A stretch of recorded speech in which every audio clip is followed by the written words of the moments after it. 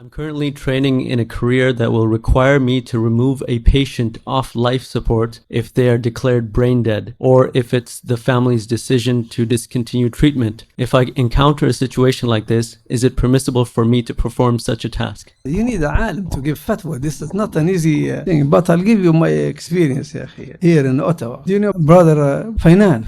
One day he came to my place early in the morning. With him, he wants to ask me a question. He said, Yahi, my wife, she delivered a baby, and that baby, it's not healthy. Clinically, it's almost dead. Everything doesn't work proper way. Kidneys, waves, anything. Slow motion, it seems to me it's not. They are putting from his toes till head, his life under that machine. So they are making pressure on him, ask him to take that because they are paying a lot of money in medicine and everything. So said there is no use. Your child there, they want him to sign with his wife. Imagine for a sister, she's at 24, 23, and this is the first baby, and he's young. They want them to put them under that pressure. And they came and he asked me, what should I do? Yeah. He would like, give me a break. This is my life, and I cannot. You want me to do the dirty job for them? I cannot do it. Go do it yourself. But I'll tell you what. I'll advise you something. We need a alim.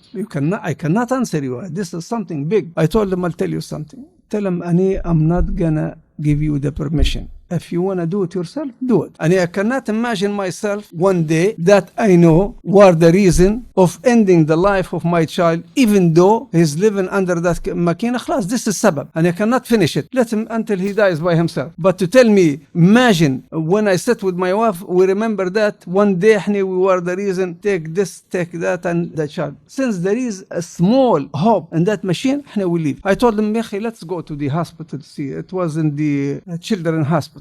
I went with him and with Bainan. We saw the doctor. He showed us. He thinks we are doctors. We understand what he's saying. And I didn't know what he was talking about. See the waves. See his kidney. See here. Yeah. After he finished, I told him, can I see the baby, please? Yeah, no problem. Can I put my hand and read something? Yeah, no problem. So I started making ruqya and dua. And I told Fainan, let's go ahead and do ruqya and dua. And teach his father to do ruqya and dua because we cannot come every day. After a few days, the doctor said, what's going on? Yeah? We see some positive things. Let's try to take this one. Take one. MashaAllah, baby still, alive. Take this one, take this one, take this one, take that. Start, that baby crying. Take him to his mother. As soon as they put him on her chest, he started taking the. After I left, the senior of the nurses, Fainan, he used to go every day. MashaAllah, Jazallah khair. He used to do a good job in this city, Sarah. Whenever he hear that there is a sick person, he goes. Anybody dies, he goes. Always, running out from one hospital to another hospital. He told me, that sister, she said, we call that the miracle corner or whatever. So that baby is still alive, alhamdulillah, he's